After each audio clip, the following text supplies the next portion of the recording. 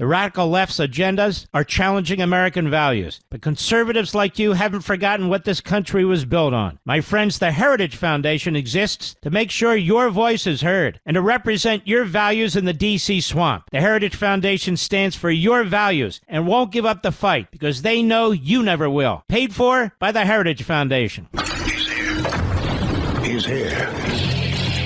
Now, broadcasting from the underground command post, deep in the bowels of a hidden bunker, somewhere under the brick and steel of a nondescript building, we've once again made contact with our leader, Mark Levin.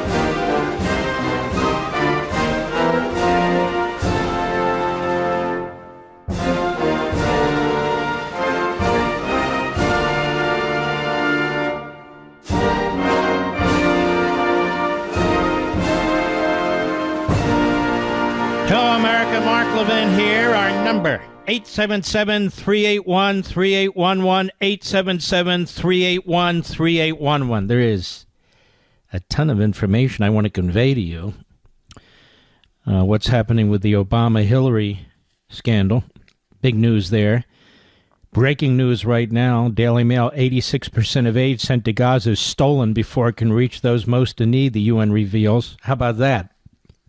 But before we do, we had a fantastic time Saturday.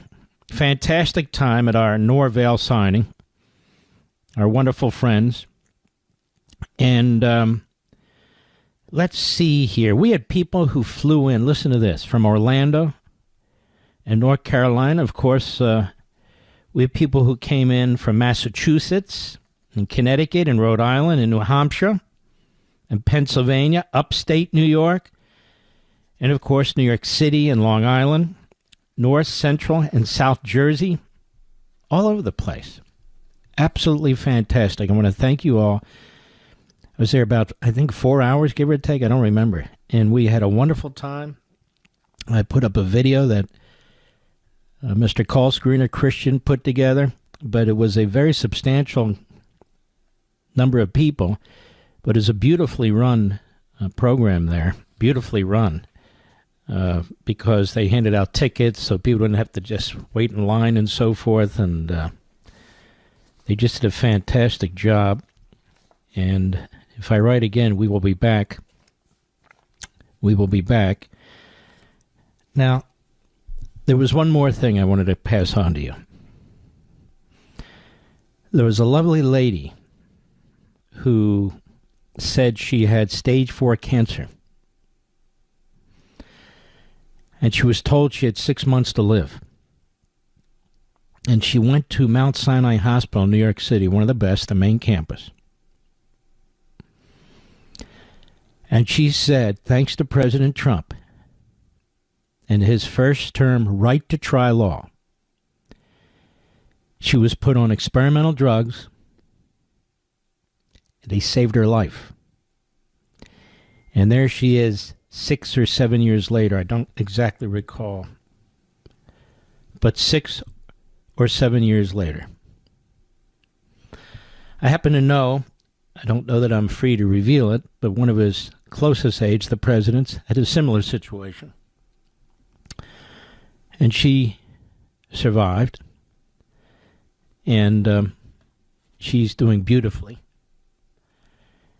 And this right to try law, all these past decades, people said if you're facing a terminal illness, why shouldn't the medical profession, pharmaceutical companies, be able to give you experimental medicines if that's what you want to do? Because there's no reason not to. There's no reason not to. And it was so touching. And I will add that there was also a young lady who we've seen before in a wheelchair, and she almost passed away the last time we were in New Jersey. I tell you, we get to know a lot of these folks. We adore these folks. And it really is an event. It really is a thing. And I want to thank the owner, Kenny, at Books and Greetings, Northvale, New Jersey, did a fantastic job. A fantastic job. We put a video up there. And we had great conversations. I tell you, I stay there until we're done. And we're going to have this Saturday at 10 a.m. Eastern Time at Barnes & Noble in Reston, Virginia. Barnes & Noble, Reston, Virginia. We're going to do the same thing. We're going to have a wonderful time there, too. So as many of you who can come out, we'd love to see you. We'd love to have you. Just a lot of fun. A lot of fun. I really enjoy it. I really do. Let's get down and dirty here. By the way, I want to thank you folks for watching Life, Liberty, and Levin over the weekend. I think you'll agree those were hell of a show, those two shows, weren't they? Saturday and Sunday. Very, very important. Very important. This is how I view this program. This is how I view my Fox program. This is how I view my Blaze program. Now, the New York Post. Now, this broke, really, I'm looking about an hour and a half ago on Fox. The Justice Department is opening a federal grand jury investigation of former Obama administration officials who allegedly conspired to whip up a scandal about President Trump's purported links to Russia during the 2016 election campaign, the Post has learned. Now, you may recall we initially broke this story on March 3rd, 2017, right behind this microphone and right on this program. I played that on Fox last week. I played the subsequent days when we were on Fox and Friends Sunday, and Pete Hegseth was interviewing me, and then the next day, our buddy Sean Hannity interviewed me. But we broke this story because I had pulled together all these news articles, and it was clear what was going on, obviously without the specifics, but I got close enough. The major legal development opens the door to criminal charges against prominent cabinet members who served then-President Obama, including former Director of National Intelligence James Clapper, former CIA Director John Brennan, and former FBI Director James Comey. It's not immediately clear whether the grand jury would be based heavily in Democratic Washington, D.C. or elsewhere. I would encourage them not to have it in Washington, D.C. Strongly discourage them from doing that. Trump and Carrot DNI Tulsi Gabbard have called for a federal probe into the early days of the Russia Collusion probe, dubbed Crossfire Hurricane, though the commander-in-chief himself has acknowledged his predecessor likely is immune from prosecution due to a 2024 Supreme Court ruling on the criminality of official presidential acts. I tell you, I don't understand this. Not because I don't understand the law. I don't understand this. And I hear these legal analysts say the same thing, and I hope the Department of Justice is a little bit more mindful of what the court actually ruled. They talked about the presumption of immunity, but there's not necessarily immunity depending on how this breaks out. And so as they conduct their investigation, I hope they don't leave behind Barack Obama. Barack Obama, even if that is their conclusion, and they ought to have a very open mind about it, still may have information that is critical to the criminal investigation, to the grand jury. So I heard one commentator say today, one of the reporters say, so they likely won't be interviewing them. What does that have to do with anything? Even if the Supreme Court does immunize him, and again, I say that's an open book, they still need to talk to him. They still need to talk to him to find out what other people he discussed. So he better get in front of that grand jury, and he better be questioned. And if he doesn't want to get in front of the grand jury, he better be open to questions. I mean, Bill Clinton was open to questions while he was president of the United States by a grand jury. President Trump had to answer questions in writing, he and his lawyer. There is no way Obama should escape being investigated. None.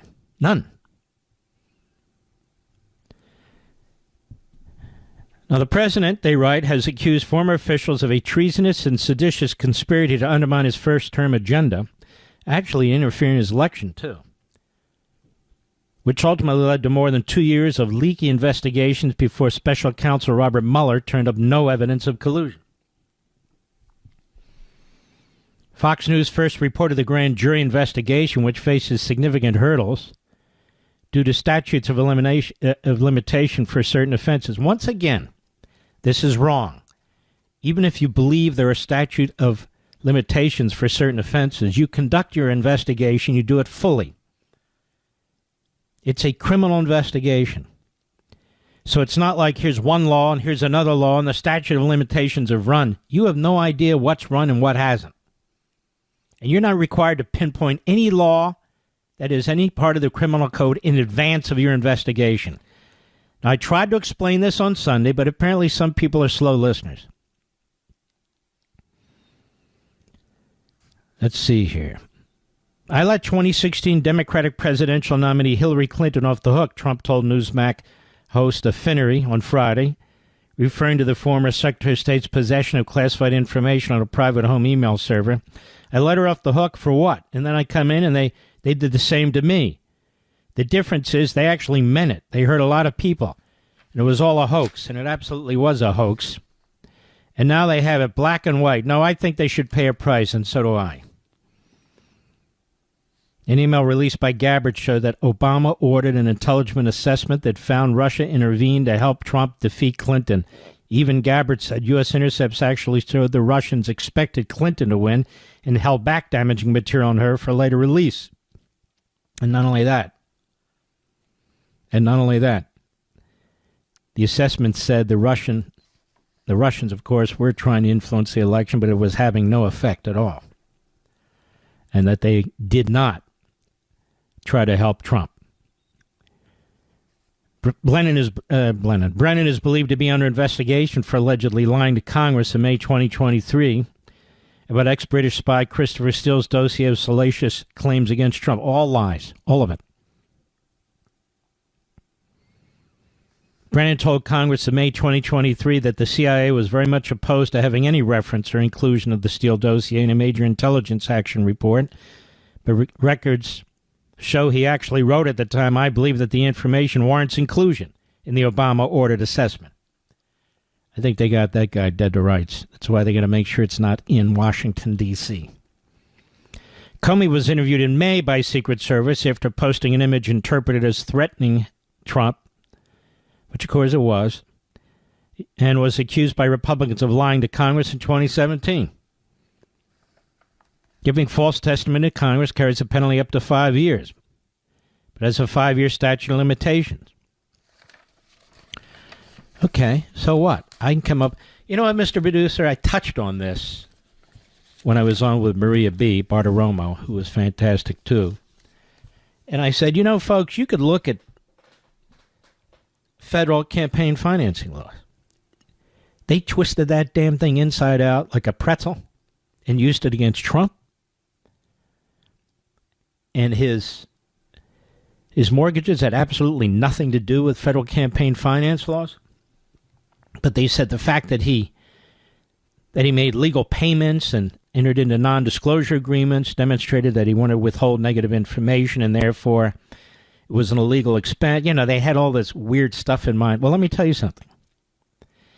Everybody and anybody who spent any money or provided advice or know-how, an in-kind contribution to help the Hillary Clinton campaign using the lies about Russia and doing so knowingly, like lawyers, like advisors, like Hillary Clinton, then she would have been violating, and the others, federal campaign finance laws, right? Because they're promoting a lie to influence the election. And they're using money to do it that was never reported as a campaign donation. And others who didn't use money but were providing support, it's an in-kind contribution.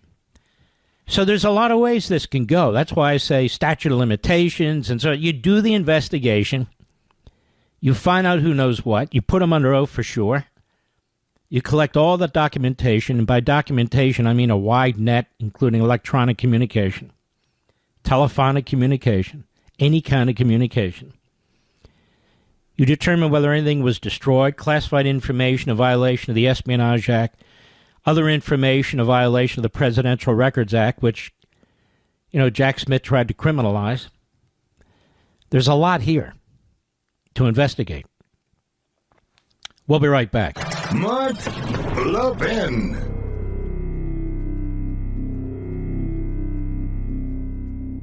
In the last few weeks, some ICE agents have been ambushed, doxxed, received death threats. All this is on top of dealing with pushback from liberals in sanctuary cities. These ICE agents deserve a lot better. Americans like you across the country support the work they're doing, but they need to hear your voice. The Heritage Foundation has created a survey to gauge America's support of ICE agents, and they need your participation. So please go to heritage.org/Levin. That's heritage.org/LEVIN to give your opinion on ICE's border enforcement and deportation efforts. ICE agents need to hear the message that Americans like you have their backs while they face daily challenges from the liberal media. Patriots like you need to stand with ICE now more than ever. 5 minutes is all it takes, folks. Please complete the survey today at heritage.org/Levin, heritage.org/LEVIN to make your voice heard. That's heritage.org/Levin, paid for by the Heritage Foundation.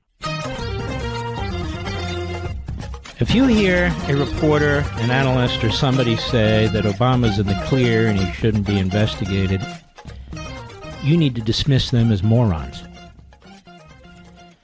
Even if they're among your favorite commentators or reporters, you need to dismiss them as morons.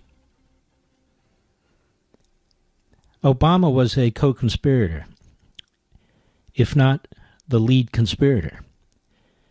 Any and all information that he has is relevant, including to other people, for a prosecutor to put together the whole scenario and understand exactly what took place. There will be others who will refer to him, refer to what he said or didn't say. There will be contradictions. And so you don't start out with the top guy, but you do get to the top guy, working your way up from the bottom. This is the way it's done. And then when you interview the top guy, you'll be able to ask questions, and you know what you're fishing for. And you might get one bite of the apple. But the Supreme Court did not say for certain is that a former president or that any president is immune from an investigation.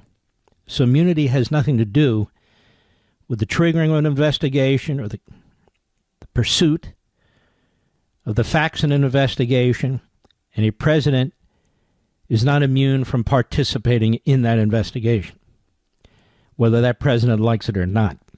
This is a fact. The Supreme Court has already ruled on it in the Nixon case and other cases. So there is no way that Obama should get a pass with respect to this investigation. And yes, it should be under oath. I'll be right back. The ICE protests in Los Angeles were just one example of the hatred many ICE agents are dealing with every day. As they work to enforce our nation's laws and keep our country safe, some have been ambushed, received death threats, and have been berated by the mainstream media. Now, if you support ICE, the Heritage Foundation needs your help today. Please go to heritage.org/Levin, heritage.org/LEVIN right now. Fill out their survey. Heritage needs as many people as possible to participate. So if you support ICE agents, now's the time to let them know. These brave agents put their lives on the line every single day to protect our nation and to fulfill President Trump's electoral mandate. What is it? To secure the borders and deport illegal aliens who have brazenly broken our laws. Voice your opinion at heritage.org/Levin today. That's heritage.org/LEVIN. Takes less than 5 minutes. heritage.org/Levin, paid for by the Heritage Foundation. It's your daily adult dosage of the Constitution. The Mark Levin Show. Call him now at 877-381-3811. I want to make this clear, and I'm posting this now. Attention media and legal analysts. Obama is the key to uncovering the full extent of the Russia collusion scandal and the effort to sabotage the Trump campaign and presidency. I do not believe the Supreme Court's immunity ruling provides him with blanket immunity. It provides him with the presumption of immunity, which may be overcome depending on what the investigation uncovers. That said, there is no immunity from criminal investigation, and Obama being required to provide testimony under oath, period. And so, just to be clear, I just want to make that clear. I'm going to post that now. So if you hear anybody say otherwise, turn them off, because they're absolute buffoons. Absolute buffoons. There is no immunity in any respect from requiring a sitting president, let alone a former president, from testifying, providing testimony to a grand jury. The circumstances of the provision of testimony, the means by which it's done, that can be negotiated. Look, Biden gave testimony to a special counsel. Nixon had to give testimony. Reagan had to give testimony. Trump had to give testimony. Clinton, we remember him with the cigar, he had to give testimony. So Obama has to give testimony. Now, I don't know why this is so complicated. It's not. It's not. And he has presumptive immunity because I didn't know it was part of a president's official duties to doctor intelligence reports and then to push it out into the media to undermine an incoming president. I didn't know that was part of his official duties. Did anybody out there know that? So that is a dispute where papers will be filed, assuming the Department of Justice can make the case. It can make the case, assuming it does make the case. But you pursue the investigation, bottom up, and you determine where it goes. You don't worry about statute of limitations right now, for God's sakes. You just pursue the investigation. And as I've said many times, somebody could have lied under oath, destroyed document. Who knows what they've done or what they're doing as I speak. Now, the media, of course, doesn't want this investigation to go forward because the media, if the investigation is a solid one and a good one, is going to look horrendous. And in fact, certain reporters may be forced to testify, and they may not want to, so they may do some prison time. That's how serious this is. That's how big this is. That could be some of the reporters who got Pulitzer Prizes. I'm sure they can bring those with them behind bars, keep shining it. What else are they going to do?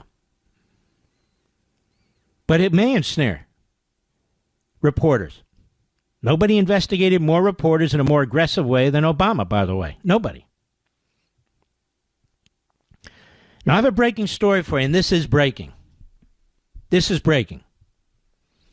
Which is why you haven't heard it on cable TV, on MSLSD, and the Constipated News Network. I sent it to our friends at Fox. I said, this is a very important story. And, of course, you haven't seen it in the New York Slimes, the Washington Compost, and the entrails, like the Drudge Report and Mediocreite. But it is in the Daily Mail by Ryan Hooper. Ready for this, America? The majority of the aid sent to Gaza is being intercepted by armed militants and desperate civilians before it reaches its intended target. Official figures show. Where are these official figures coming from? The United Nations. Data from the UN shows that just 14% of the pallets collected at the Gaza border arrived safely at their destination. The rest, 86%, were intercepted, quote, either peacefully by hungry people or forcefully by armed actors during transit in Gaza, quote unquote, the United Nations. Now, even if they intercept it, ladies and gentlemen, peacefully, it's not being distributed throughout Gaza when they intercept it. That means some Palestinians are getting it, but some are not. The UN Agency for Palestinian Refugees, UNRWA, has previously accused armed militias of looting the aid convoys at gunpoint. Figures show that nearly 30,000 aid pallets collected for delivery in Gaza between mid-May and last weekend, almost 26,000 were taken en route. Got that? 26,000 out of 30,000 pallets. It means only 4,182 pallets containing vital supplies intended for Gaza's desperately hungry inhabitants made it safely to their destination. The UN is unable to break down how much of the missing aid, equating to nearly 24 tons in the last 2.5 months, has been snatched by Hamas militants or taken by some of the more than 2 million people living in Gaza's war zone. But the figures underline the gravity of the humanitarian crisis, with both Hamas and Israel blaming each other. Well, how can you blame Israel? That are making sure the food get into Gaza while they're fighting Hamas. Charities operating in the disaster zone last night laid bare the extent to which Gaza's civilian population was struggling.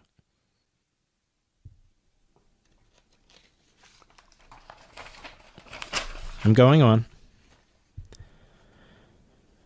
A spokesman for Doctors Without Borders said its health facilities in the region had received hundreds of people wounded or killed while simply trying to find something to eat. Really? And who's shooting them? How come they don't say? It's not the Israelis. And it goes on. At least 175 people, including 93 children, have died from starvation in Gaza since the war began on October. Now, hold on a second. You hear this, Mr. Producer? These are figures from the Hamas-run health ministry. 175 people out of over 2 million, including 93 children, have died from starvation.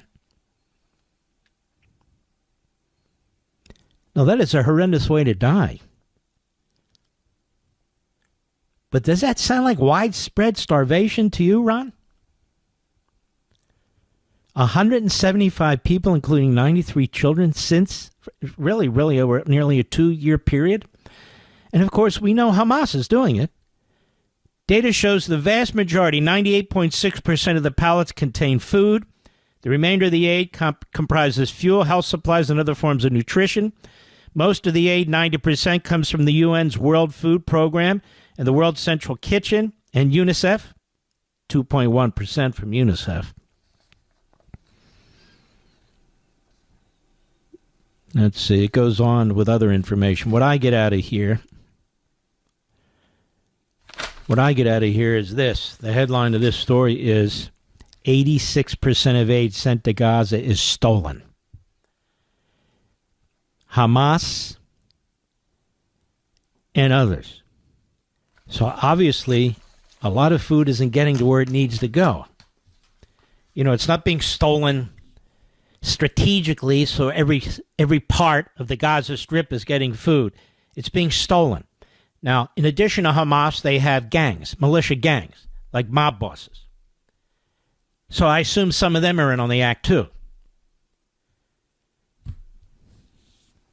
But they're not being intentionally starved by the Israelis when you're talking about massive amounts of food and water that are flowing in there. I have posted an enormous number of links from independent journalists who are actually going into Gaza, not reporting from Tel Aviv or London or Detroit. They're actually going there. They're seeing the pallets. They're seeing that the UN is not moving them. They're seeing the trucks. Then they see the trucks that are being raided. This is why President Trump and Prime Minister Netanyahu have said we need to control how the food and the supplies are distributed, because they're not getting where they need to go. They're not getting where they need to go. And so the Western world says, well, that's Netanyahu's fault.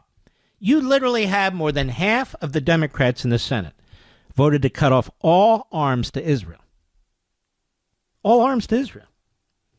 Which means the people there would eventually be wiped out. Chinese aren't going to stop giving arms to the Arabs.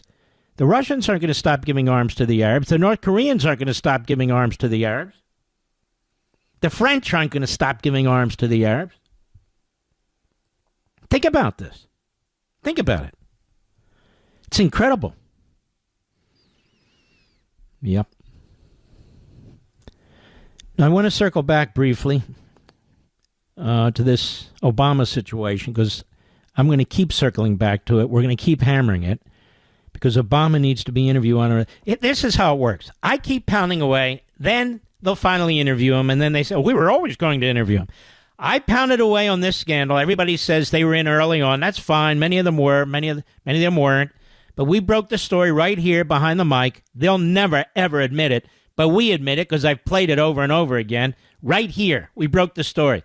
I don't have subpoena power. I don't have any authority. I can't investigate. I just read what they were leaking and put it together, and that's that. But now that the Trump administration has control of the documents, the files, and all the rest of it, it's fantastic. And what I've been encouraging is, then do the damn investigation. And I did it as recently as Sunday. And today they announced a few hours ago that's where they are. They're going to impanel a grand jury. They didn't mention where, and they didn't mention the U.S. attorney is going to handle it. I also said, please don't appoint a special counsel. They will take years and years to get anything done. That's how they work. They build a bureaucracy and so forth. But you heard people in Congress saying, appoint a special counsel. You heard legal analysts saying, appoint a special counsel. I said, no, give it to a U.S. attorney, which is apparently exactly what they're doing and what needs to be done. Now, how do I know these things? Because I worked on these things. My boss, wrongly, was being investigated by two independent counsel at the same time who came up with not a damn thing. They're going after Reagan and his cabinet, my attorney general. Similar circumstances in that he had done nothing either. But this is what they do. Now, Eric Holder on ABC's This Week yesterday, I guess they dug him up from the dead. So now holding people accountable for the Russia hoax is now weaponizing and a distraction. Cut one, Mr. Producer, go. President Trump accused the president you served, President Obama, of treason, suggests he was guilty of criminal acts.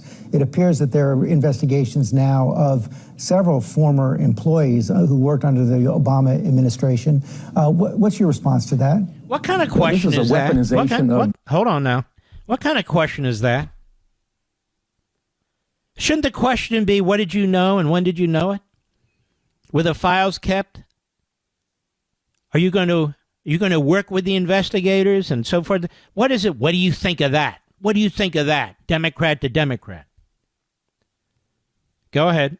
The Justice Department and the law enforcement capacities of the federal government. It's also an attempt to deflect attention from that which really afflicts the president and his administration right now, which is the release of the Epstein files. All right, stop. So this guy's just he's a parrot. He repeats the party line. I have a different take, as I announced on Fox, and I've announced here, even before that. No, the Epstein matter is a distraction from the Obama-Hillary matter. Because what is the end game in the Epstein matter when it comes to the president and so forth? There's nothing. There is no end game. That's why the dumbest of the dumb, who have microphones and videos in their face, keep pounding away at it. They ought to be pounding away at the Obama-Hillary attack on our democratic system, because that's the big deal. 1 inch away from losing our republic with these people. And it continued into last year with all the prosecutions and investigations and so forth based on absolutely nothing against Donald Trump, dusting off statutes that are irrelevant. Even the court held some of them irrelevant. That is the Supreme Court. So here he is. It's a deflection. It's authoritarianism. To get to the bottom of it. Well, here's the news. Eric Holder, we don't give a damn what you have to say. Not a damn. Or your media, or your party. We could care less. You people are crooked. You people undermine an election. You failed, but you tried. You people tried to destroy a person who wanted to rerun for president. You failed, but you tried. You took our Justice Department, our FBI. You took our intelligence agencies, you took our White House, and you poisoned them. That's what you did. You're thugs. I'll be right back. Mark Levin.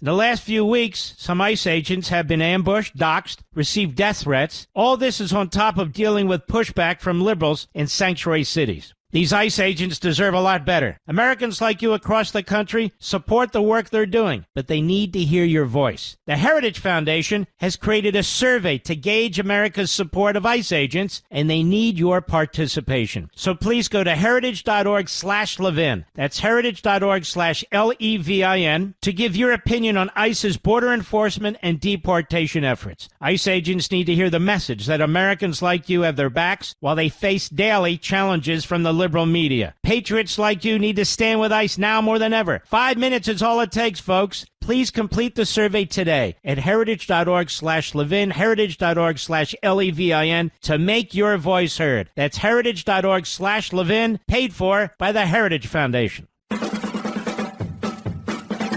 we have this gerrymandering issue that we've talked about, but I feel like I need to make a few additional points here. Number one, the Democrats benefited from the Census Bureau's mistakes, quote unquote, of a few years ago. They were to assign more seats to Florida, Tennessee, and Texas, among others. But they failed to do so. In fact, California held on to more seats than it was supposed to. New York held on to more seats than it was supposed to, as did other blue states. You see, blue states are depopulating. People are moving to red states. The census didn't accurately reflect the extent of it. The census has confessed. The census said they made errors. But the Democrats benefited from it. That's number one. Number two, the dark blue states, for the most part, have already wrung out most of the Republican seats or seats that could have gone either way. Maryland now has one Republican seat. That's it. One. There are some states with no Republican seats.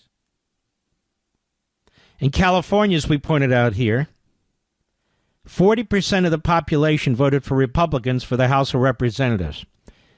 The number of seats in California that go to the Republicans, 17%. So they've already been gerrymandered, most of these states. So when they threaten to say, we're going to do the same thing, well, maybe some will and maybe some can't. But what's happened in Texas is they didn't do what California did. They didn't do what New York did. They didn't do what some of these other states did. And so they're doing it now. How much time do we have left, Mr. Producer? Okay. There's a piece I want to read to you when we return.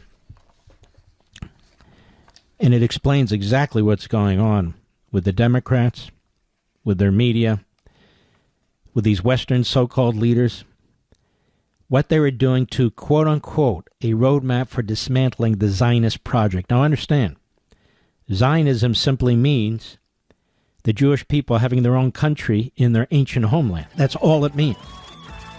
That's all it means. So I want to read part of this to you when we return, and then you'll see how this is being effectuated, how this is being put in play in a big way. I'll be right back. This segment of the podcast is exclusively sponsored by Pure Talk. Pure Talk offers great coverage and can save your family money on your wireless bill every single month. Go to puretalk.com to find the plan that's right for you. Thank you again for listening, and thank you so much for this sponsorship, Pure Talk. He's here. Now, broadcasting from the underground command post, deep in the bowels of a hidden bunker, somewhere under the brick and steel of a nondescript building, we've once again made contact with our leader, Mark Levin. Welcome, folks. Mark Levin here. Our number, 877-381-3811, 877-381-3811. Reminder, this Saturday, 10 a.m. Eastern Time, we will be at a brand new Barnes & Noble at the Spectrum at Reston Center, and it is Reston, Virginia. Reston, Virginia. We're going to love it. You're going to love it. We have a wonderful time together. We really do. I want to read something from the book On Power because it's relevant to all these events that are taking place. Helps put things in perspective, which is the whole point. The advocates of constitutionalizing economic and social rights, without the benefit first of a fulsome societal discussion, followed by the wide-eyed participation of the body politic in either of the actual constitutional amendment processes, claim for themselves an open field on which to run. Both participatory democracy and representative republicanism, the hybrids and hallmarks of our constitutional system, are to be avoided, you see, and they have been.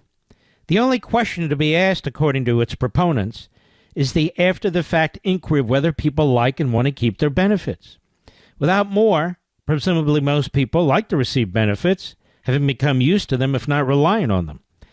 Does this not prove the point? That is, what are the parameters for such an approach? What are the limits on government? The Constitution, they say in reply, as they usurp and breach it in pursuit of the reconstitutionalization, or I should say unconstitutionalization of America. But their approach is authoritarian in character. So they insist that this form of rights and the further empowerment of centralized and coercive government is virtuous. So they change the word of virtue from virtuous, the meaning of virtuous. If challenged, they defend the use of negative power as, ironically, confined by positive power, that is, the very power they are diminishing. They rhetorically insist that if you disagree, you obviously oppose helping the poor, the sick, and the underprivileged. Nor do you care about countless other societal maladies raised by the economic and social rights movements, including environmental, racial, economic, and so forth. So the justifications for a pervasive central government with vigorous police powers are unlimited. Therefore, for the American Marxists, authoritarian democracy is a virtue. Authoritarian democracy is a virtue. For that is where they would eventually drag us. The broad and relentless application of negative power in the name of the downtrodden is said to be a righteous calling and endeavor. By the way, what we heard most at our signing in New Jersey was people want to hear more history and philosophy. They want to hear it. You want to hear it. And so I'm going to give it to you. Now, I'm not the first to say Aristotle, Cicero, Locke, Montesquieu, Franklin, Adams, C.S. Lewis, nor will I be the last, that there is no freedom without virtue. But there are also endless examples of acts of oppression and inhumanity done in the name of virtue. Done in the name of virtue. It's another one of those words like democracy used by tyrants or autocrats, even in democratic governments. It does not seem to occur to these people, or it does, but they would rather not address it, that apart from the usual authoritarian characteristics, too much centralized power, a ruling class is not uniquely qualified, or well qualified at all, to manage society. That is, millions of individuals with diverse interests and backgrounds, collectively involved in billions of activities and interactions every single day. Despite all the written and spoken pablum about experts and professionals, educated elites and so forth, equipped with the magic of reason, not to be confused with right reason and so forth and so on, we know from our own experiences as individuals and as a citizenry that no such ruling class exists. In point of fact, we know that incompetence and corruption are widespread in the ruling class, and practical experience and common sense are in short supply. Don't we? The corruption of the ruling class, the ideological and doctrinal irrationality and unattainability of the American Marxist agenda. There is no corner of the administrative state that is untouched by their influence. It is endemic, for it is the nature of such governments. Therefore, those who persist in promoting and defending the existing administrative state without reining it in, limiting it, and controlling it, as well as the ruling class that gives it unfettered latitude and license, cannot be said to be of good and moral intentions. They are knowing and active facilitators of its immensity and all that naturally flows from it. The corruption of a power-hungry ruling class has infected them. What does this have to do with rights? A great deal. Here the ruling class and the administrative state, which in the best of circumstances and conditions pose life-altering and numerous threats to the existence of representative government. Right, New York City? They're knowingly and significantly unscrupulous. Thus, government is perverting the law, in America's case, its highest governing law, the Constitution, and turning it into a weapon in service to itself and consequently against the civil society and the rights of the individual and the people. As the great Frederick Bastiat explained, when the law has exceeded its proper function, it is not done so merely in some inconsequential and debatable matters. The law has gone further than this. It has acted in direct opposition to its own purpose. The law has been used to destroy its own objective. It has been applied to annihilating the justice it was supposed to maintain, to limiting and destroying rights, which its real purpose was to respect. The law has placed the collective force at the disposal of the unscrupulous, who wish without risk to exploit the person, liberty, and property of others. It has converted plunder into a right in order to protect plunder, and it has converted lawful defense into a crime in order to punish lawful defense. So as I explained clearly, it is impossible to discuss power and rights without the constant elucidation of Americanism and Marxism and contrasting the two. And then you can see America. The Democrat Party is an American Marxist and increasingly Islamist party. That's what it is. That's what it is. That's what its base is. That's what they want.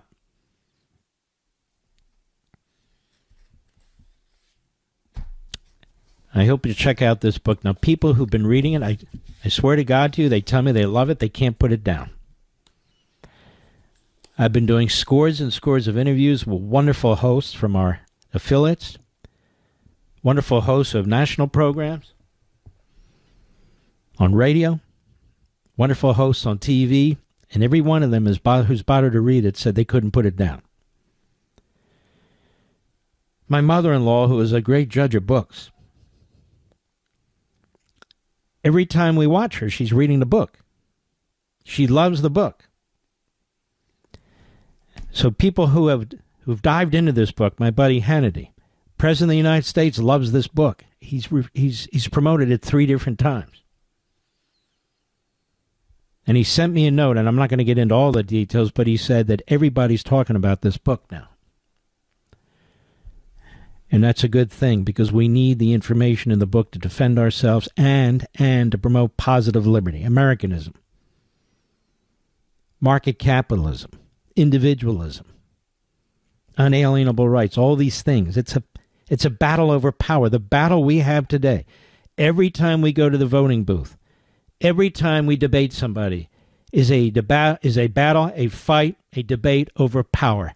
Listen to how they speak. Now, here's the unfortunate fact is Bernie Sanders gets it. He understands that. Mondani gets it. He understands that. The Democrat Party understands that. The media understand it. The faculty in these universities, they understand. This is a battle over power. Power. Except us. We don't understand this. We talk about it at a surface level, very superficially. And that's what I'm trying to do. I'm trying to reacquaint ourselves to what's really at stake and to adjust the way we address this in promoting our viewpoints and defending them, as well as exposing theirs. This is about power. Your Constitution is about the proper distribution of power. The Enlightenment, in many respects, was about the proper distribution of power, power checking power. Marxism and the American Marxists, they don't want power check. They want power. It's about them and their party getting power. That's it. They don't care about the people. They don't care about all those women sold into sex slavery. They don't care about those over 300,000 unaccompanied minors and what the hell happened to them. They don't care about the people. They want to cut off arms from Israel. They don't care about the people. They care about themselves. All powerful. And the language they use and the language that they demand that we use, this whole notion of wokeism, which is a war on the ability to be an independent thinker and to speak your mind. Virtue. I could have written a book on virtue, but how many books can I write? Certainly not at the same time. Virtue is a good thing. You can't have liberty without virtue. You can't have a republic without virtue. On the other hand, when you have people, as Montesquieu explained and C.S. Lewis explained, who impose their quote-unquote virtue on you in the form of some kind of government edict or in the form of some kind of redistribution of wealth or redistribution of power, whatever it is, they're the most dangerous people on the face of the earth because they've confused virtue with their own narcissism and their own self-righteous attitudes. And there's no boundary to what they wish to impose on us. I remember when Hillary Clinton said, there's just not enough money. I have a million ideas. A million ideas. And they do. There's no end to it. There's no end to their quote-unquote virtue. But that's the wrong kind of virtue. That's coercion, isn't it? That's a so-called mastermind. You don't have to be particularly intelligent to be a mastermind. It's a mastermind who seeks to impose their opinions in the form of policy on you. Mondami's 33 years old. For a 33-year-old, he's done nothing. But he can win office, which means he can run anything, right? Means he knows everything, right? Knows nothing. Absolutely nothing. Except slogans. I'll be right back. Mark Levin.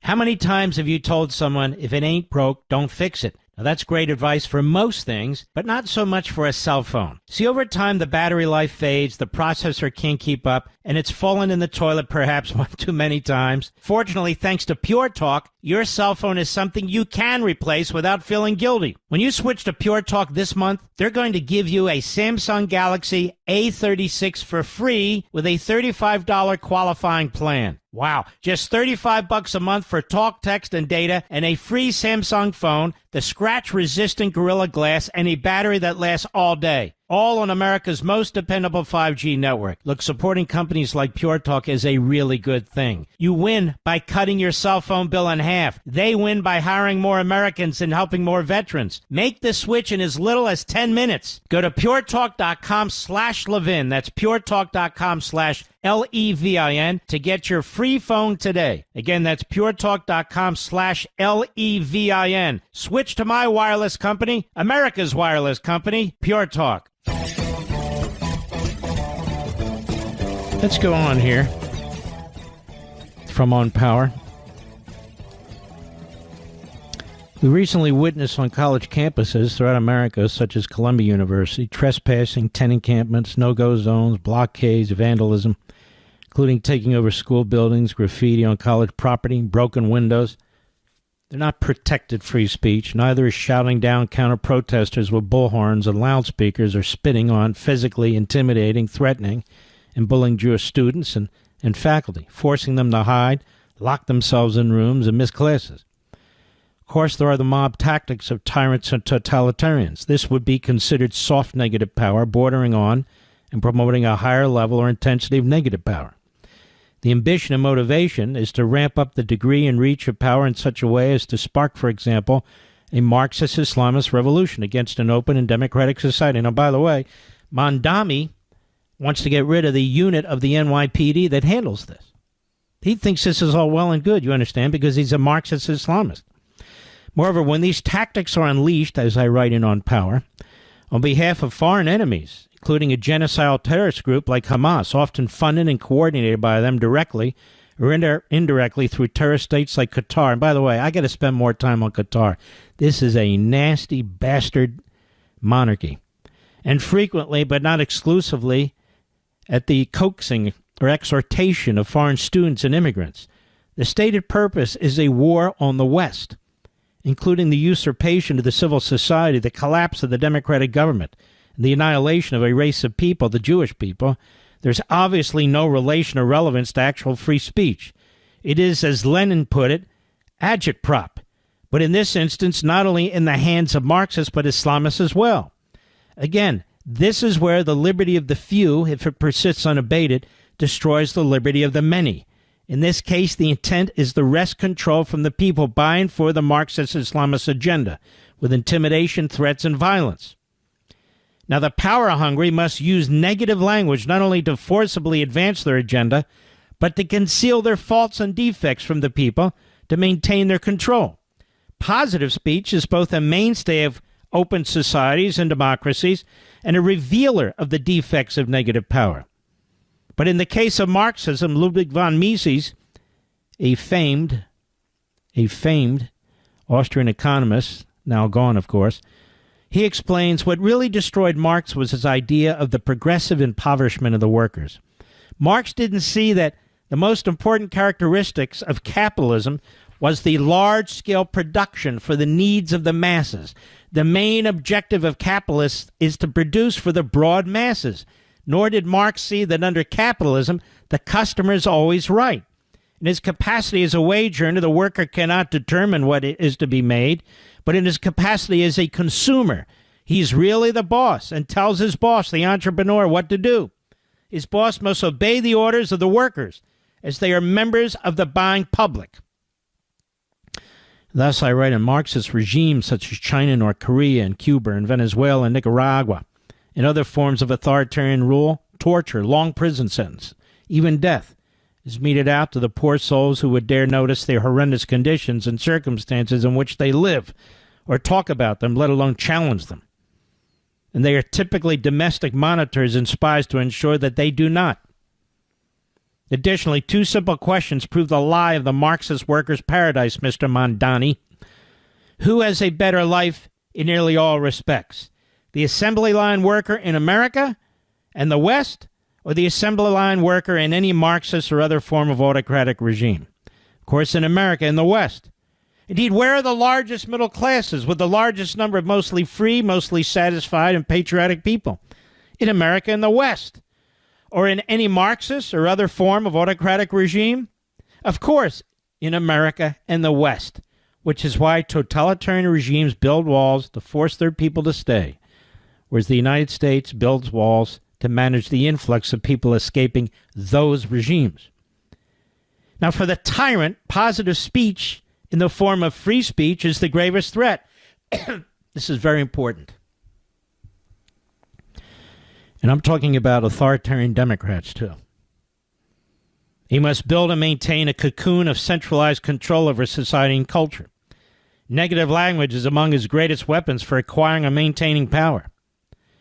And if the tyrant is to survive, he must institute constant purges and purifications of the population, spreading fear and terror throughout the population for which language is weaponized. In America, as in much of the West, free speech is increasingly under assault, not by the violent force of a foreign tyrant, although the threat is always there, but by the self-righteous demands of mostly factions and cabals within the country, who find voice and empowerment in academia, the media, and the Democrat Party. They push various forms of negative power, and as such, coercion and ultimately authoritarianism. And of course, in America, the government insists it is done to protect the public from malinformation and disinformation and the rest. You are going to love this book like the people who already have it, who are already reading it. And I hope those of you who haven't and read it are really enjoying it, because there's a purpose to all this. I'll be right back.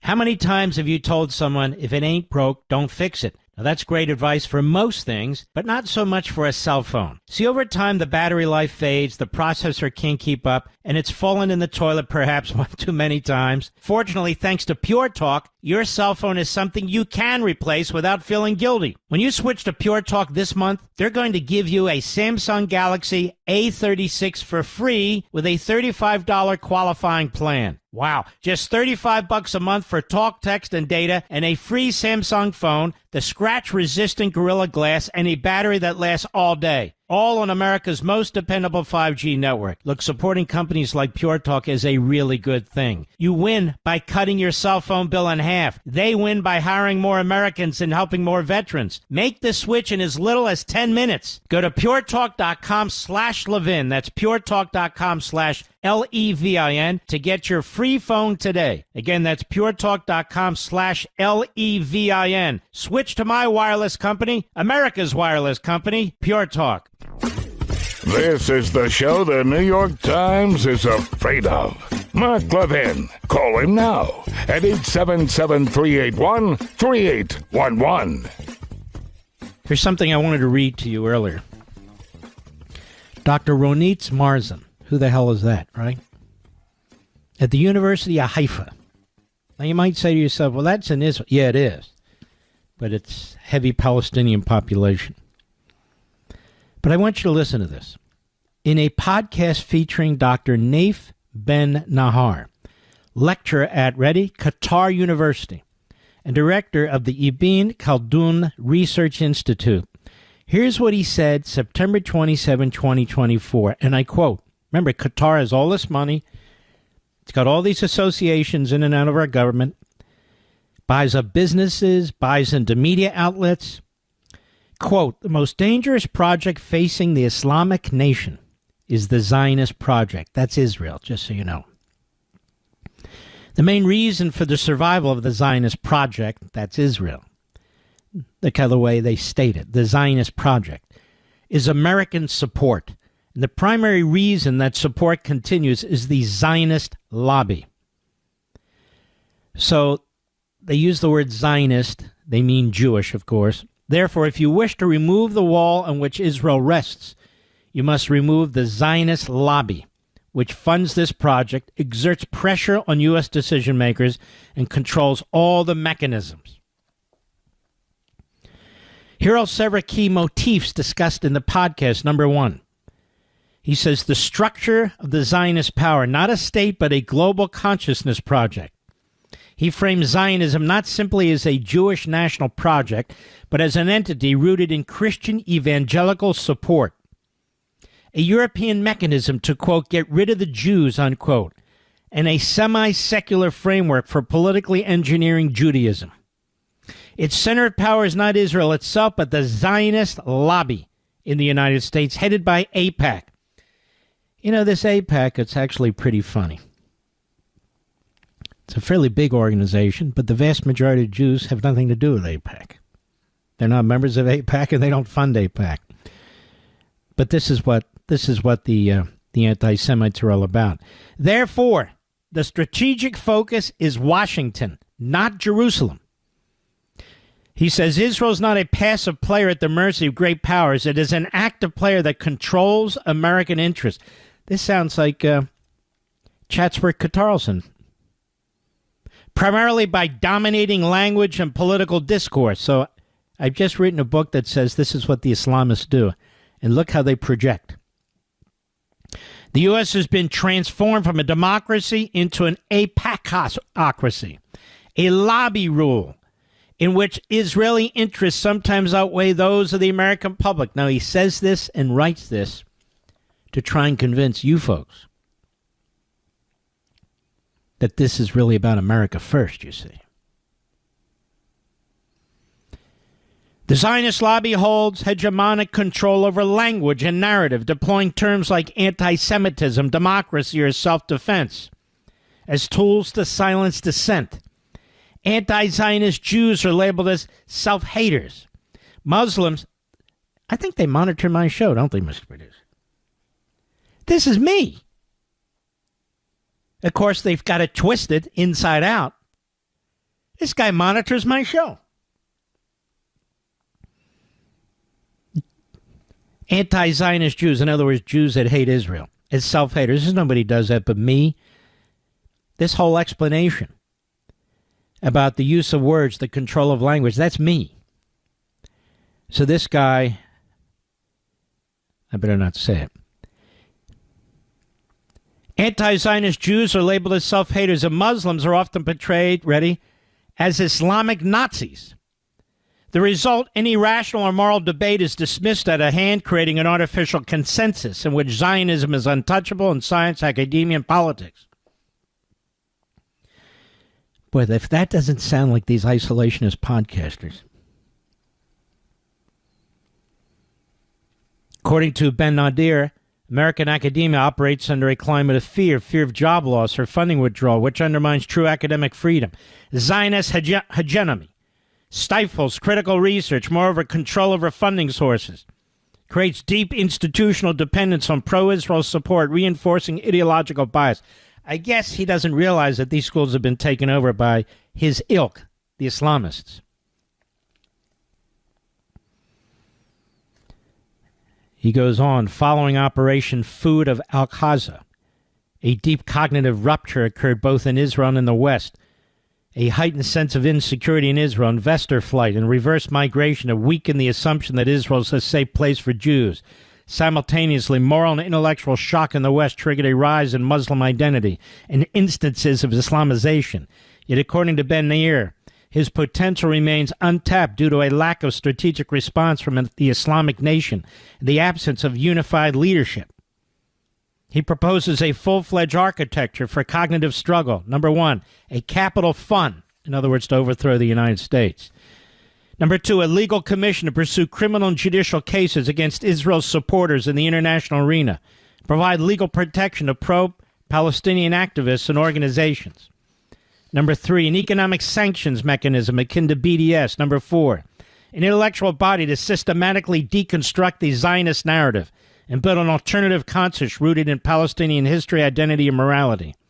Number five, a digital infrastructure to wage the battle on social media, develop cognitive content, and shape Israeli and global public opinion. And number six, a religious commission to offer a systematic and in-depth response to religious arguments that justify Zionism, even among pro-Zionist Muslims.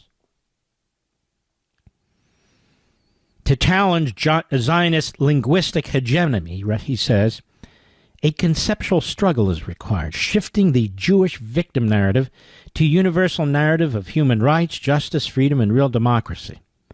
Terms such as Second American Independence frame the Palestinian issue not as a Muslim-Jewish conflict, but as a struggle for liberty and sovereignty against foreign control. He emphasizes this is not just a Palestinian fight, it's a global moral civic mission for the Islamic nation and for civil, moral, and intellectual movements worldwide. In other words, they're trying to universalize Islamic terrorism as an accepted mode of conduct. One of his prominent ideas is the spiritual dimension of victory, not material triumph, but tabat, mental stability and moral determination. His view, Hamas and Gaza's residents embody moral strength beyond military struggle, which is the path of building Muslim national resilience and a sustainable Palestinian future.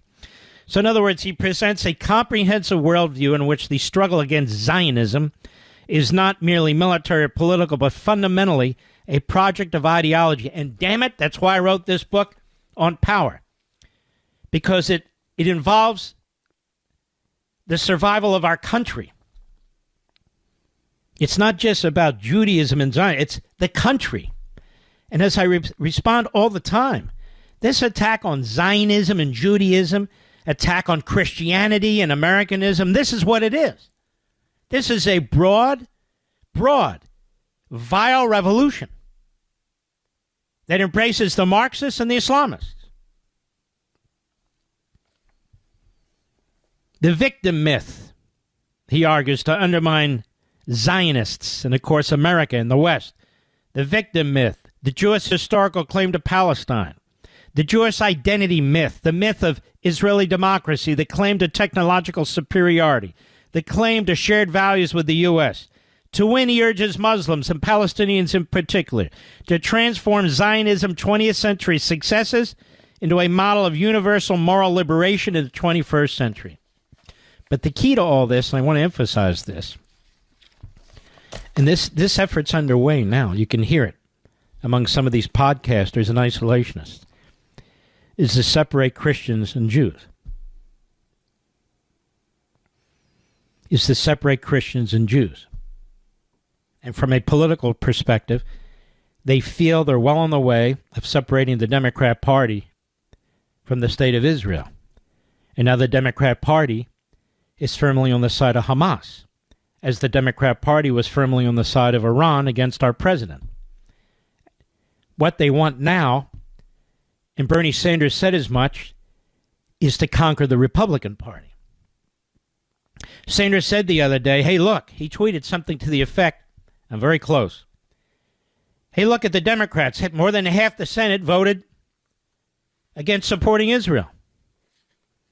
Now, if we can get more Republicans, then we'll actually be able to implement our view. That's what he said. And so they're counting on the Marjorie Trader Greens. They're counting on the Steve, Bannons. They're counting on the Chatsworth Tarlsons. They're counting on all these people.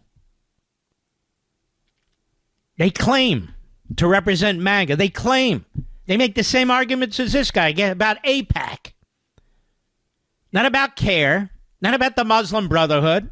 Not about any of these groups. But AIPAC, for God's sakes. Many of the arguments you're seeing here separate the Christians from the Jews. Separate them, say the Islamists. I don't know how many Christians live in Islamist land. Almost none. Gee, I wonder why. I wonder why. It's the largest religion on the face of the earth. I think so. Maybe Buddhism is, but if it's not number one, it's number two.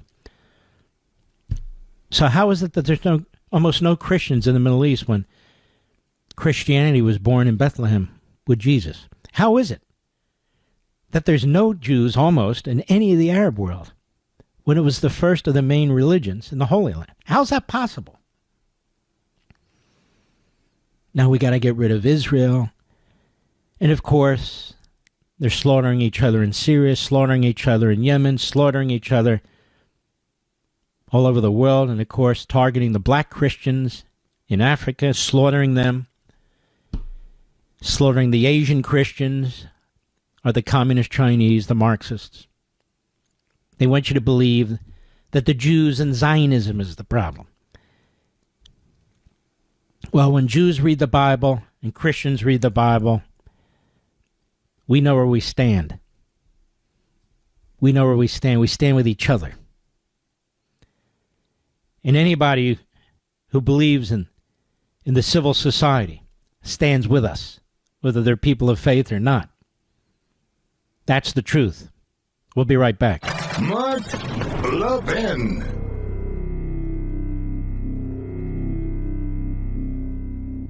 How many times have you told someone, if it ain't broke, don't fix it? Now, that's great advice for most things, but not so much for a cell phone. See, over time, the battery life fades, the processor can't keep up, and it's fallen in the toilet perhaps one too many times. Fortunately, thanks to Pure Talk, your cell phone is something you can replace without feeling guilty. When you switch to Pure Talk this month, they're going to give you a Samsung Galaxy A36 for free with a $35 qualifying plan. Wow, just $35 a month for talk, text, and data, and a free Samsung phone, the scratch-resistant Gorilla Glass, and a battery that lasts all day. All on America's most dependable 5G network. Look, supporting companies like Pure Talk is a really good thing. You win by cutting your cell phone bill in half. They win by hiring more Americans and helping more veterans. Make the switch in as little as 10 minutes. Go to puretalk.com/Levin. That's puretalk.com/Levin to get your free phone today. Again, that's puretalk.com/Levin. Switch to my wireless company, America's wireless company, Pure Talk.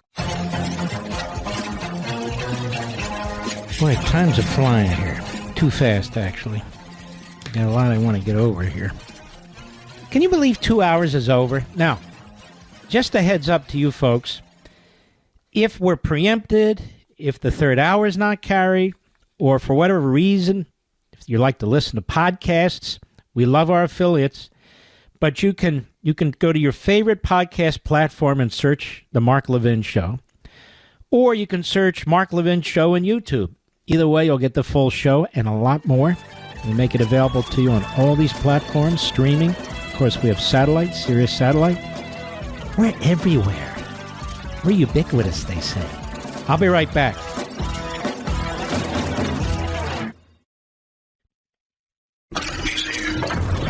He's here.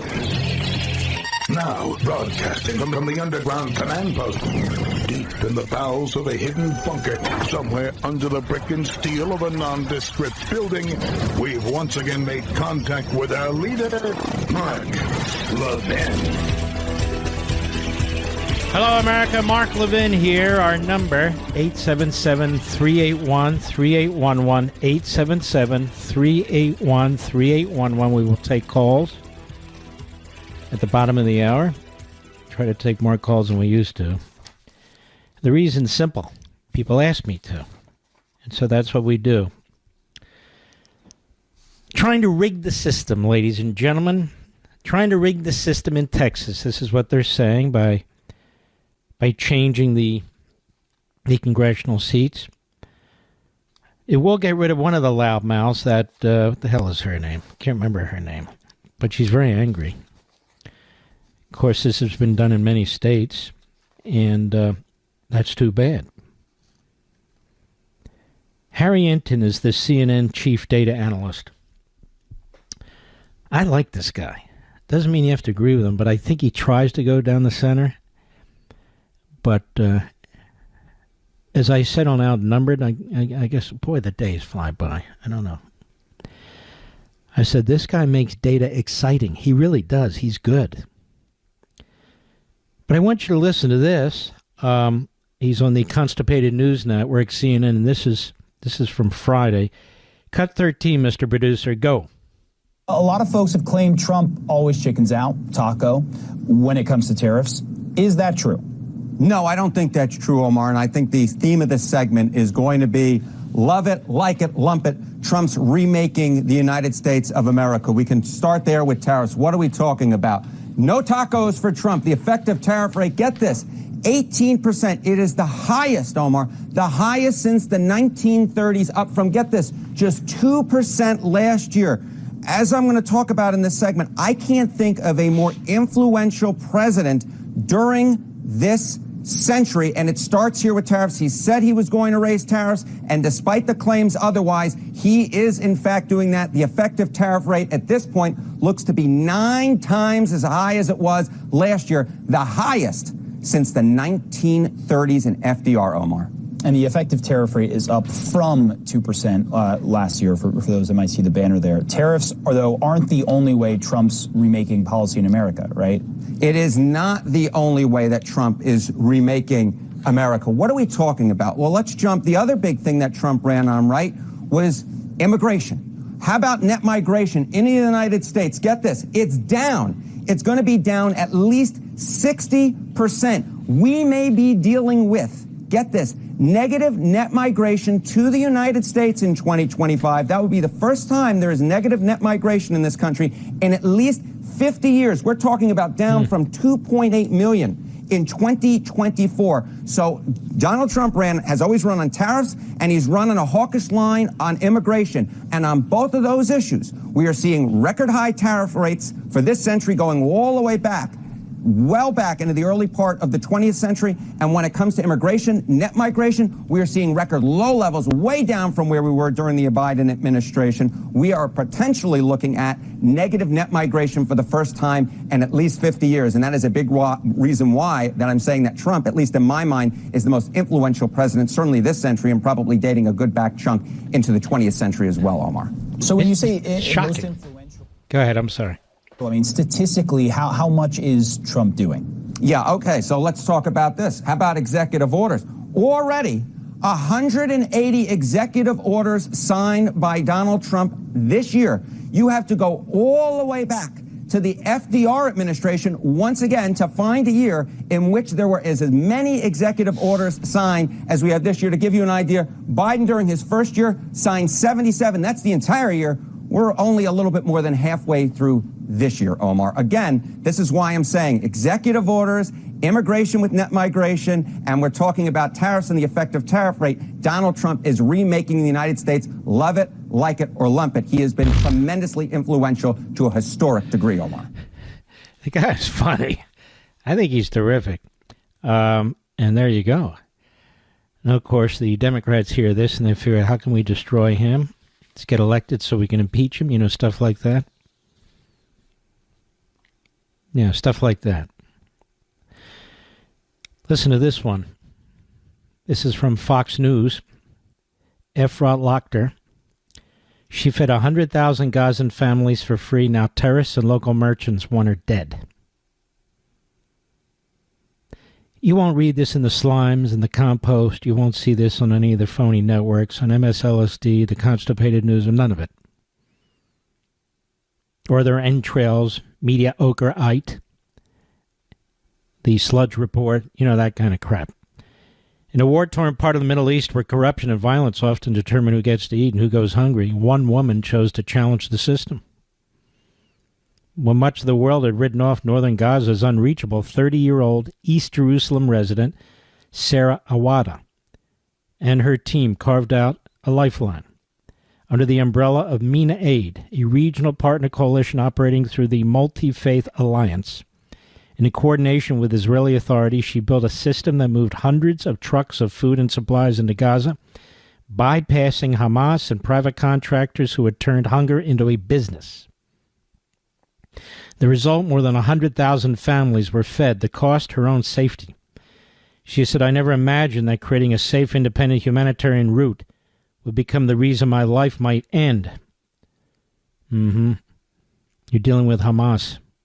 After delivering 346 trucks of aid between September 2024 and February 2025, we reached over 100,000 families, she said. We decided to scale up distribution on June 30, at a time when no one was able to get anything into Gaza because of looting, chaos, and multi-layers of obstruction on the ground.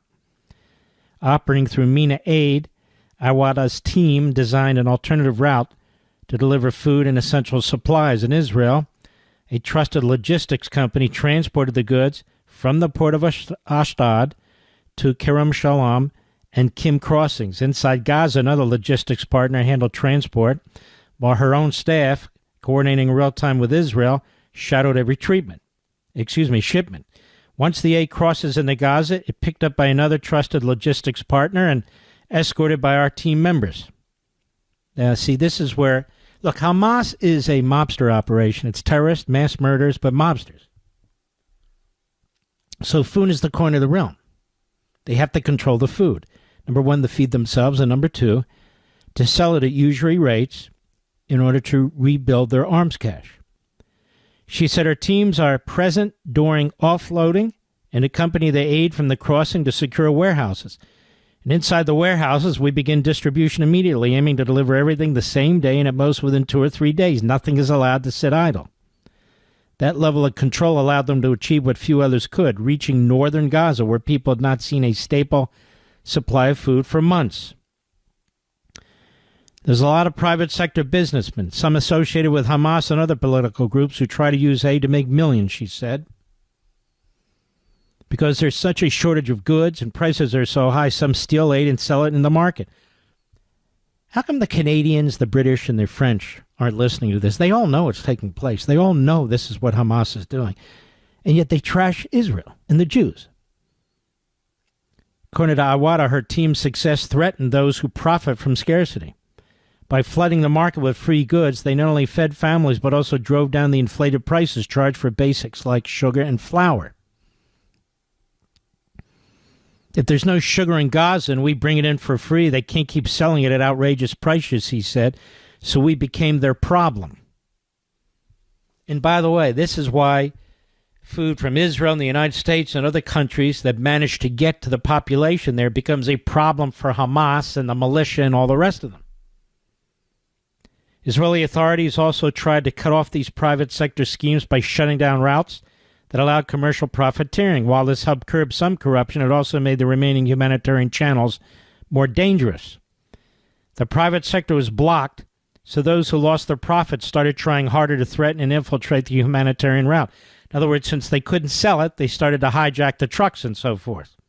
They couldn't control it, so they tried to break it. And me, she said. The attacks on her came quickly. She said, I began receiving death threats, not just from Gaza, but from the West Bank.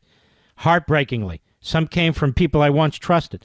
So the Palestinians who are not even in Gaza are threatening her life because they're all in on it. They're all making a fortune. One of the most painful betrayals came from someone close to her. She said, I even discovered that I was in a relationship full of lies. That person was part of a gang that wanted to exploit the aid operation, and he tried to use me too. But I stood firm. I made sure he and people like him never got near it. And now my life is at risk because I refuse to let the private sector hijack aid for commercial gain or let political actors bend to it to serve their goals. For Awada, the family she helps are the reason she refuses to quit. How come this isn't on the front page of the New York Times or the Compost? How come this isn't led on the nightly news programs? We know why. They have a narrative and they're not going to change it. She said, we created a distribution model based on verified beneficiary lists, using ID checks to ensure fair and dignified access to food. People stood in line calmly, organized even in impossible conditions. That's something the media rarely shows, the dignity and patience of the people. In the past month alone, her group has delivered 75 trucks and has another 112 on the way. Each day she focuses on the mission, even as the threats grow. They're not coming from the Israelis. They're not coming from we, the Americans. What broke me most wasn't the threats from strangers. It was realizing that people close to me were part of it. It's easy to fight enemies from the outside, but when it comes from your own circle, it cuts deeper. Still, that only confirms we're doing something right. If they're losing their minds over this, it means the mechanism that we built works. It means it's secure. It means they couldn't find a way to manipulate it, so they tried to break me instead. Now, this poor lady, it says, knows the risks, but for her, the alternative is worse. She said, I will not stop. They will not stop me. I will continue delivering aid to the people who need it, no matter the threats. That's my promise. For Awada, and I'm guessing that's Palestinian, standing up to corruption has come at a steep personal cost, but for the families in Gaza who have stood in food lines, she has already changed what once felt like impossible, getting a fair share of help without a price tag. This is a fantastic woman. How come she's not highlighted all over the West, in all the Western media? How come her criticisms of what's taking place, that Hamas and these thugs are stealing the food and selling it at usury rates when they're not consuming the rest of it? How come there aren't stories out there about the death threat that she's getting? Certainly not from the Israelis, certainly not from us.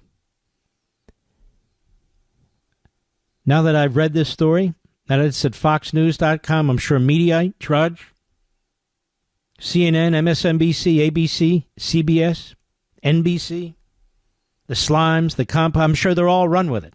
They'll all go interview her. No, they won't. This is a fantastic lady. They hate her guts. And the narrative, they need the narrative. Democrats pen letter to Trump urging Palestinian state recognition. More than a dozen House Democrats have signed a letter urging the administration to recognize a Palestinian state. All right, I'm recognizing a Palestinian state. Okay? I'm recognizing one.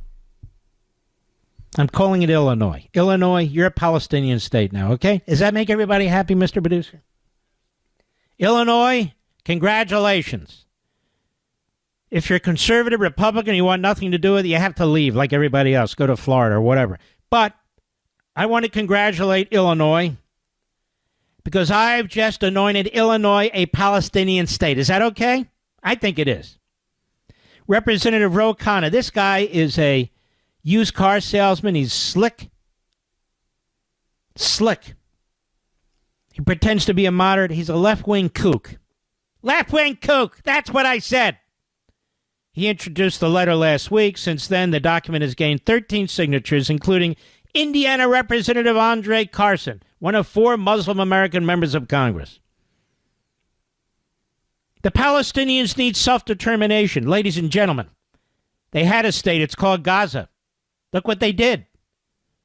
Look what they did. I've changed my mind. I think there should be a Palestinian state, and Roy Khan's district, which I believe is Silicon Valley. So a Palestinian state in Silicon Valley, sorry, Illinois, your loss, I'm sure. Now, of course, the Egyptians won't take them, but Roy Khanna doesn't care about that.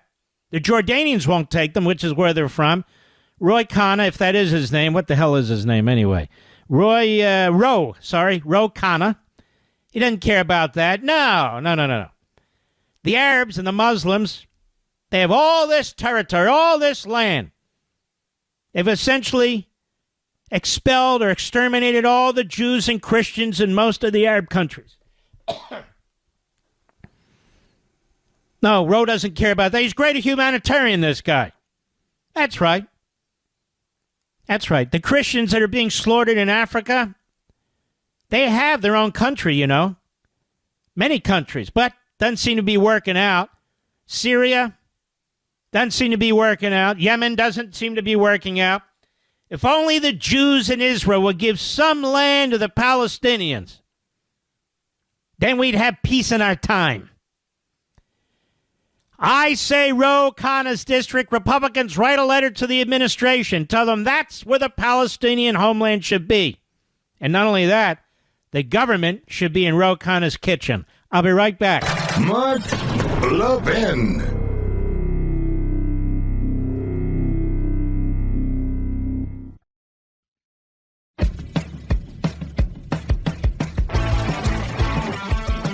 You folks are great. I know you can handle a lot. I'm throwing a lot at you tonight, but let's stick with this. There's a great piece by Daniel Greenfield, who was fantastic over at Front Page. Front Page was David Horowitz's platform. And it's entitled, Getting MAGA to Go Left on Israel.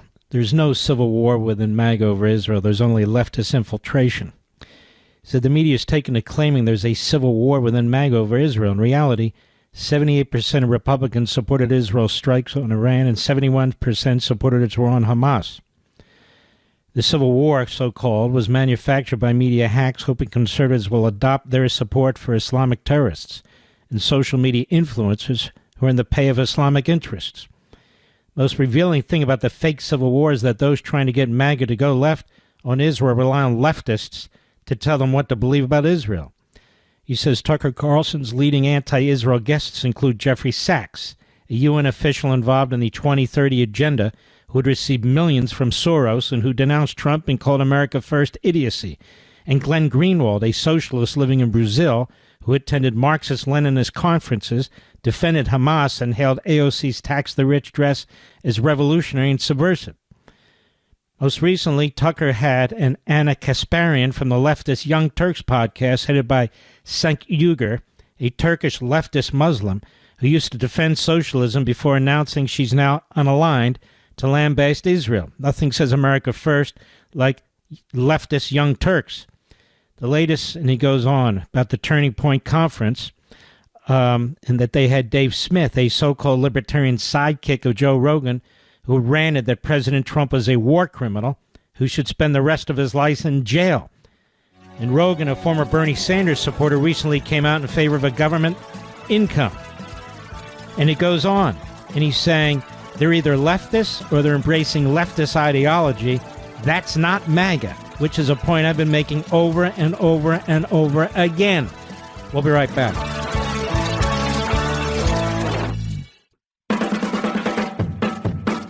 Don't ask him for middle ground. There is no middle ground. Talk with Mark Levin now at 877-381-3811. All right, let's take some calls here. Hold on now. I gotta dig it out. Hold on, everybody. Here we go. Got it. Here we go. All right, got it. Let's go to Jeffrey, Milford, Michigan. XM Satellite, is that right? How are you? No, that's Jerry, Mark, but that's okay. What did I say, Jim? I meant Jerry. I apologize. No, you said Jeffrey, but that's okay. All Mark, right. It's a pleasure and an honor, and we need to thank one person who made all this happen, and that's the late, great Rush Limbaugh. Yeah, it's true. Because if it weren't for Rush, we wouldn't be here. Well, I certainly wouldn't be on radio because he wanted me to be on radio. You know, I started out as his F. Lee Levin, his lawyer, Yes, sir. director of legal studies. Yeah. I remember no that question well. about it. Yeah, no question about it. Thanks to Bo Snerdley, too. Yeah.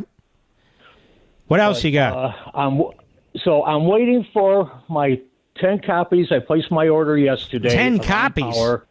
Wow. Yeah, I'm going to pay. So like I did with American Marxism, I ordered 10 and I passed them out to people. And then, of course, when the Democrat Party hates America, I couldn't let go, so I bought another 10. But I also bought all the special editions, and they're sealed. Wow. Isn't that great? Well, thank you, sir. So I'll tell you what we're going to do. I'll tell you what we're going to do. Ron, if you would, take this gentleman's full name and address and pass it on to Rich, if you would. I want to get you a signed copy because the signed copies are going to be few and far between because I'm not doing a lot of them this time. And by the way, you folks out there who don't like to read, you ought to really like to read. And I want to recommend to you. There's an audio out there. I do the whole audio if you prefer, listening to that while you're driving around. I'm sorry. What were you saying? He's gone. We going to get his address, I hope?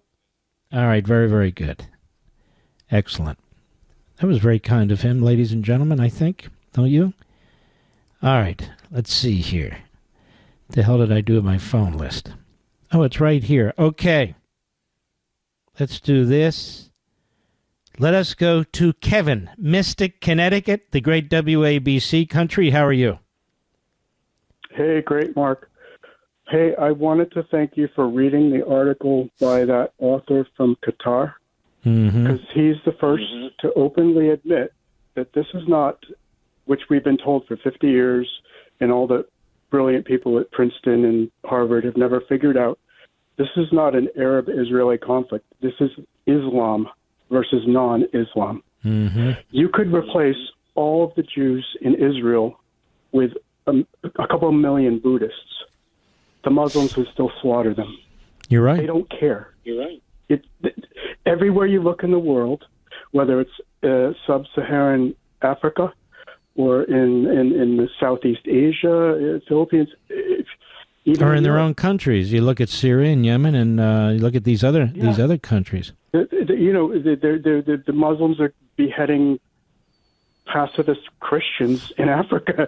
They do the same in Thailand. And I'm astonished that unobservant people have not picked this up, for the last few decades.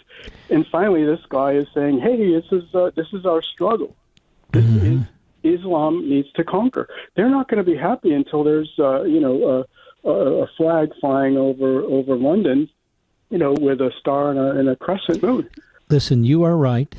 There's a lot of people who wouldn't tolerate your call or tolerate what I say, and I don't care. You're 100% right.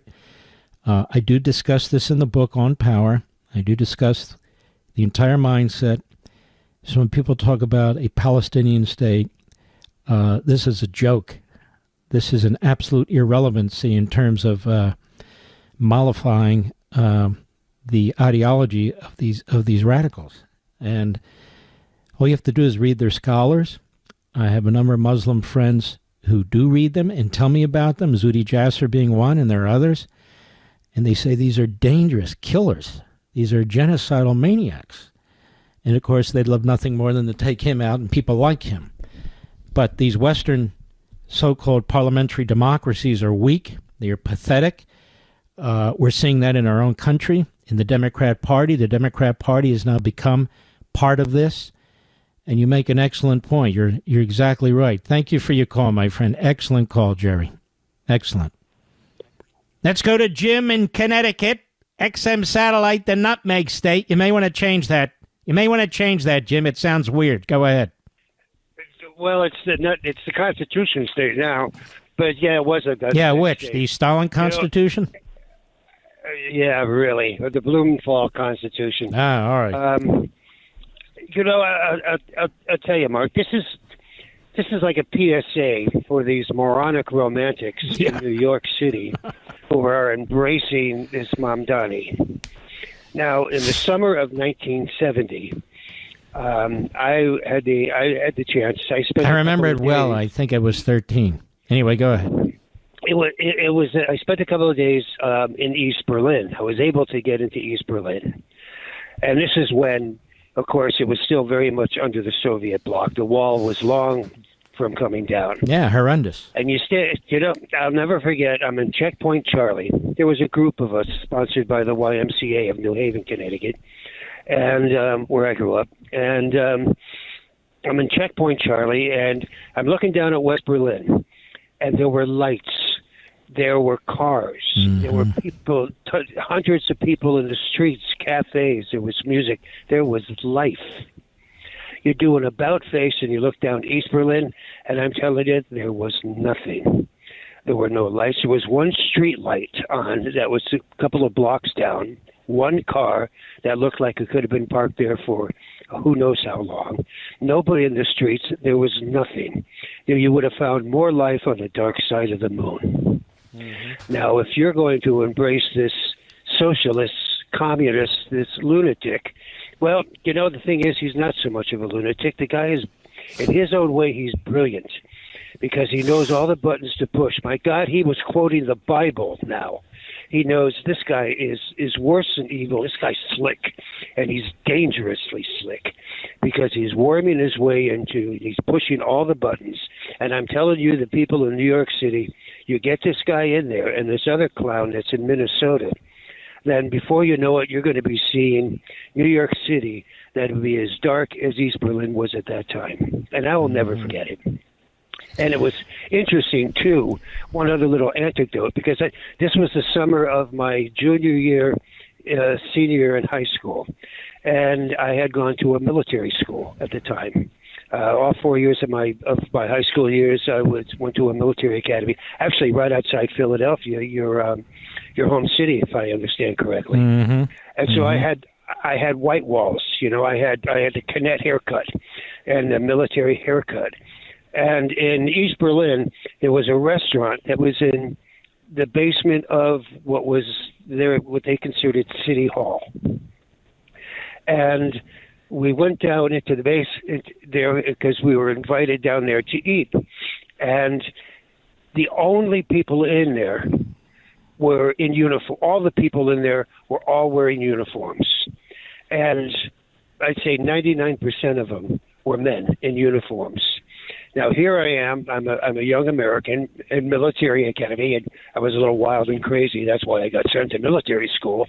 But and I had a Levi jacket on that had the American flag sewn on the shoulder of my Levi jacket. And if you remember the old Smith Party, what was it? E.F. Hutton commercials. When, my broker's E.F. Hutton, and everybody goes silent. I stepped into the doorway.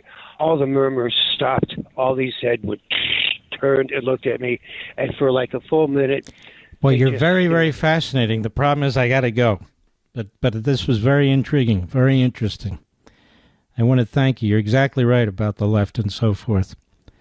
Exactly right. We'll be right back. Mark Levin.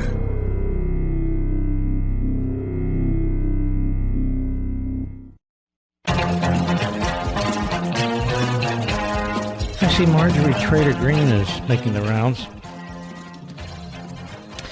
She's more in common with, the Marxist Islamists. She's been stabbing Trump in the back. She's learned a few catchphrases, a few slogans like a good Marxist. Neocon is one of them, I believe. We're going to drag the president into a war, don't you know? The president's always consulting me and asking me what he thinks I should do. Of course, he's never doing that. That's all in Marjorie's rather limited skull space. Marjorie Trader Green is threatening to leave the Republican Party. I already thought she had. So the left-wing press loves her. And that's what she likes. She likes to be loved. Doesn't matter who, doesn't matter what. Any ideological port in a storm. Nobody cares about her. 99.9% of the American people don't know who she is. Unfortunately, I do, because I do this job. She thinks Fox should fire me because I disagree with her, and I don't treat her with the great respect that she deserves, of course. She's a nut. If I don't call her a nut, doesn't mean she's not a nut. She's still a nut. So go join the Marxist Islamists. Go join the radical left media. I would just ask this, Marjorie Trader Green with an E on the end of your name. Stop stabbing our president in the back. Stop pretending that you represent some national movement. You represent nobody. But stop stabbing him in the back. Show some modicum of loyalty. You can disagree with the president. And by the way, nobody gives a damn if you leave the party. Nobody gives a damn if you leave the country. Just thought I'd mention that. All right, let's go quickly. Chris, Vancouver, Washington State. I think you're on the Mark Levin app. How are you, sir? I am great. How are you, sir? Good, thank you. Excellent. I feel a bit of a kindred spirit with you because my grandpa was a World War II veteran, and I wear his dog tags every day to remind myself of what true heroism is.